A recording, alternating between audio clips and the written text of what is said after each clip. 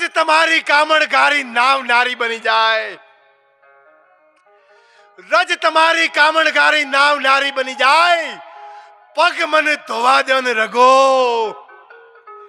એક શ્યામ રામચંદ્ર ભગવાનની ચરણ રજ અડતાના સાથે એક પથ્થરની શિલ્યામાંથી હલ્યા થઈ હતી.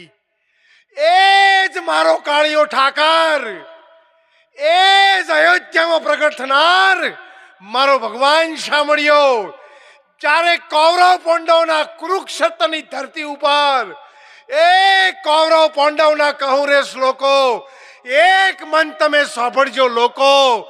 કૌરવ પાંડવે હસ્તિનાપુર ધણી અને પાંડવોને પરમાત્માની ભક્તિ ગણી.